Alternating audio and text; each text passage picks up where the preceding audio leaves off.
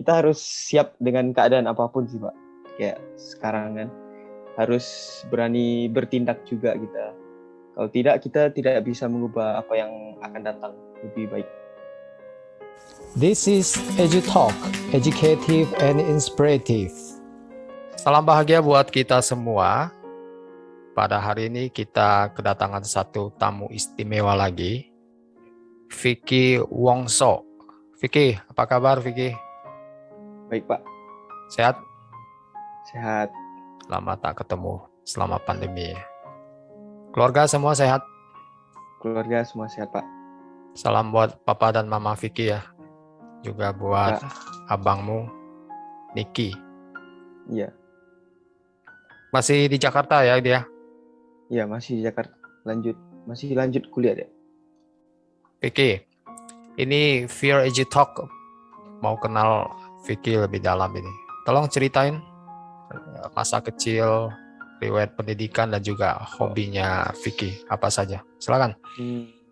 Masa kecil saya bisa dibilang bahagia lah ya.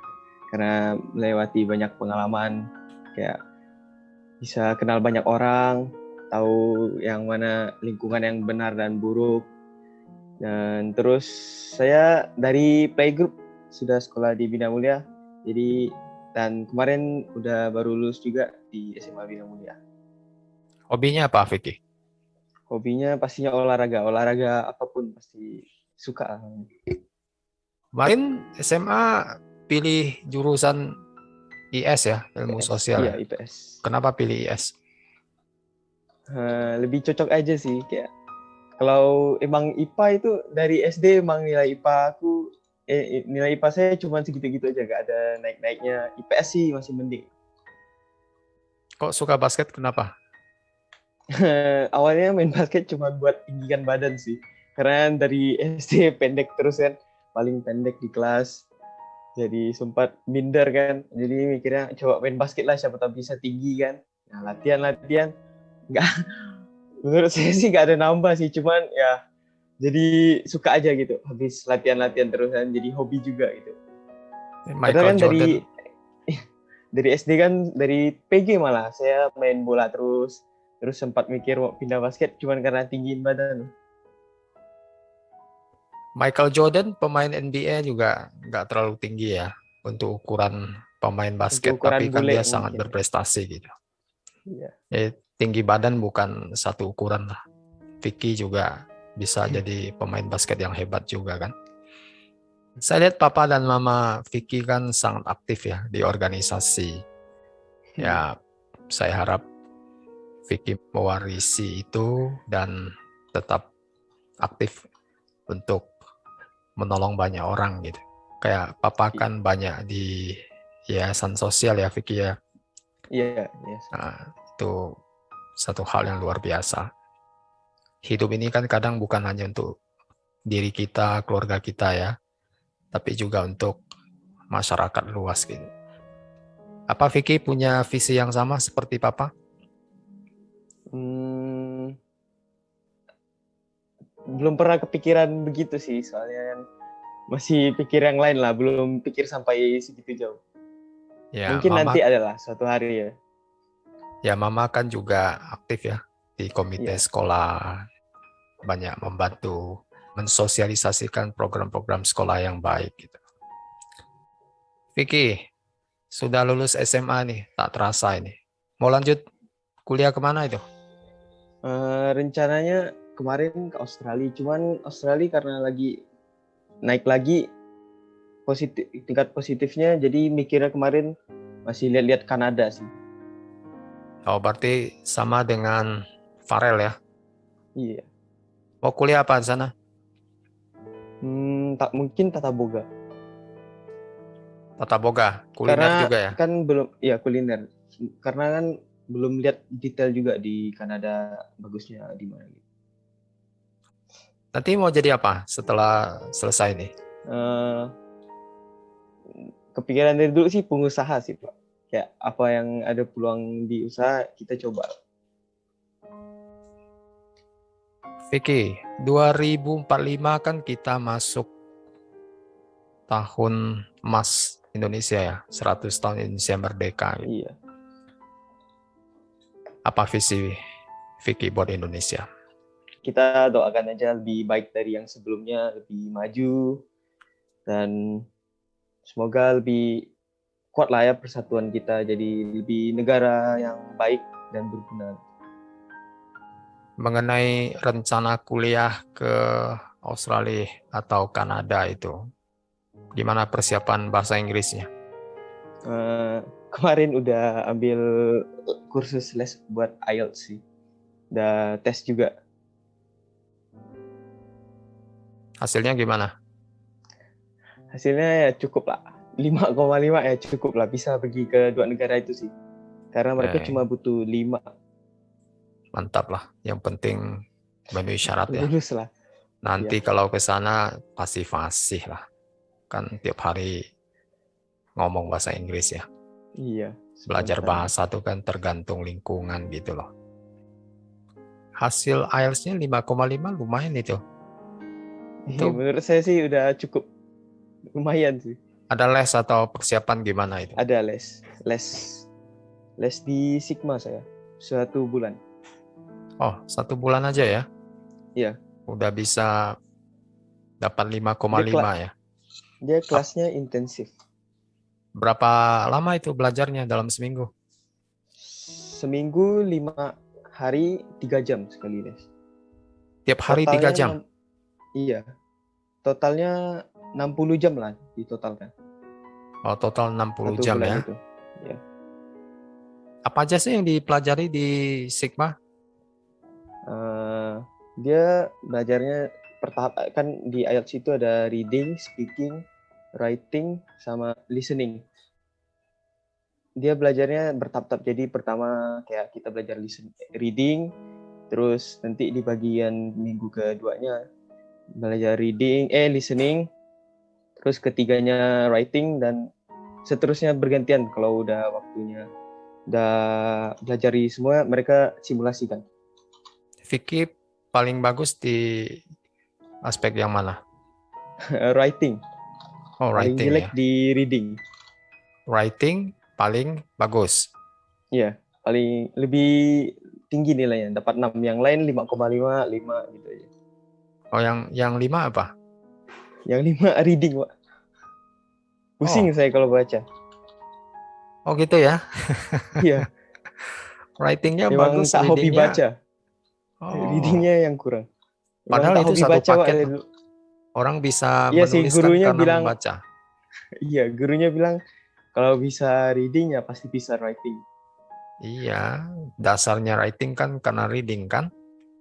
Iya.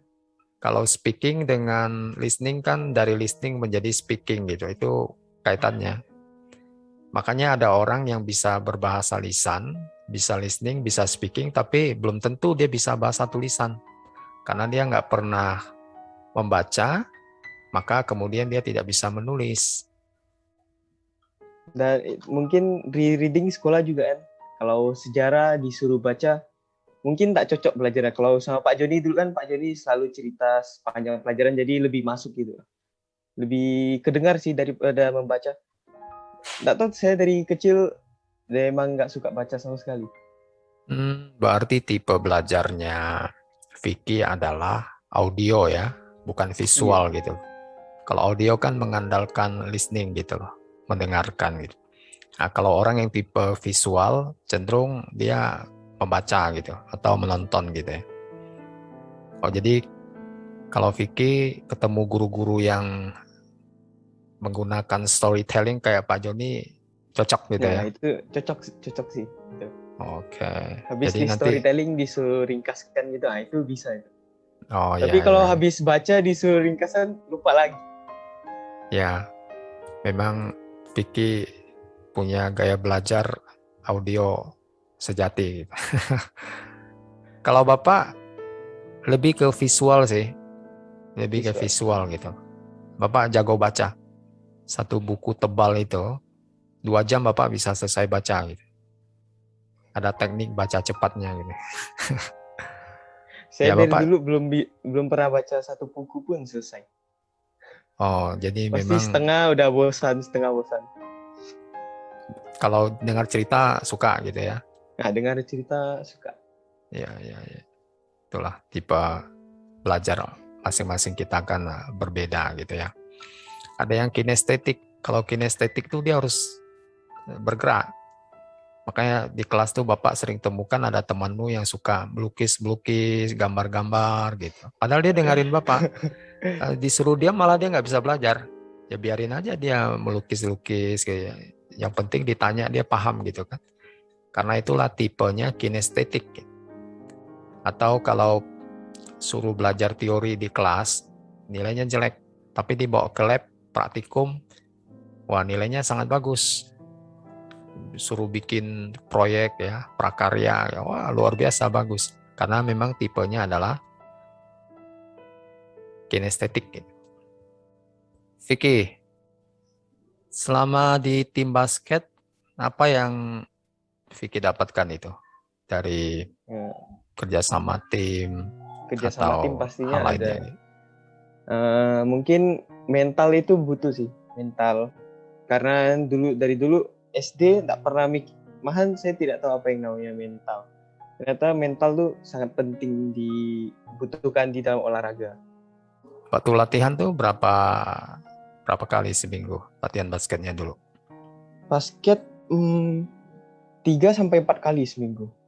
Oh, berapa jam itu sekali latihan? Dari jam 6 sampai jam 9 paling malam. Jam 8 biasa sih selesai. 2 jam. 2 jam ya? Ya, Wah, 2 jam. lumayan ya. Tiap minggu ya? Iya. Tiap minggu 4 kali ya? Ya, tiap minggu 4 kali. Kadang ada tambah dari pelatihnya emang biasa di luar jam ekskul.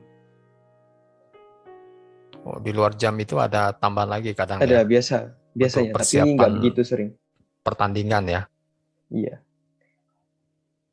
Ada nggak teman anggota timnya Vicky yang karena kerasnya latihan keluar di tengah jalan itu?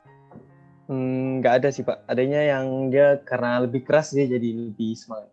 Kayak Farel Pak. Farel kan dulu SMA baru main basket ya Pak. Dia kena latih dengan keras, ditempa dengan keras gitu kan. Dia jadi lebih semangat jadinya. Jadi jago dia Pak sekarang Pak. Ini kan paling jago Pak sekarang. Oh, jadi makin keras latihan, Iya. makin Farel Pak. bertambah semangatnya ya? Iya. Farel kan sekarang dulu masih sekolah dia kan paling jago Pak di SMA. Farel ya, luar Iya, biasa Farel. ya. Siapa kaptennya waktu itu? Waktu itu Victor Pak. Victor Nadi. Oh, Victor ya. Iya, Victor. Oh, kalian betul-betul sahabat karib juga di tim basket yang Olahraga. sama ya. Iya. Oh, Victor kapten ya. Iya. Di Victor tuh basket, emang apa? di basket Vicky posisinya apa? Playmaker Pak atau enggak shooting. Farel apa Farel? Farel bisa dibilang all position Pak kecuali point guard. Dia soalnya badannya kan enggak begitu besaran, dia hampir setinggi saya, jadi dia kadang bisa main center, main forward, biasa small forward. Baik, di penghujung podcast kita ada pesan dari Vicky untuk hal-hal yang belum Pak Joni tanyakan, silakan. Kita harus siap dengan keadaan apapun sih Pak. Kayak sekarang kan harus berani bertindak juga kita. Kalau tidak, kita tidak bisa mengubah apa yang akan datang lebih baik. Take action ya. Ya, take action. Jangan hanya ngomong gitu ya, tapi Iya. harus dilakukan gitu ya. Jangan jadi neto ya, no action, Iya. talk only gitu. Banyak Baik. ngomongnya itu. Terima kasih Vicky Ya, Pak. untuk waktunya, sudah menyempatkan diri di EduTalk dan berbagi wawasan dengan kita semua. Sampai baik, Pak. jumpa lagi. Terima kasih. Dadah, Vicky. Ya Pak, terima kasih Pak. This is EduTalk, educative and inspirative.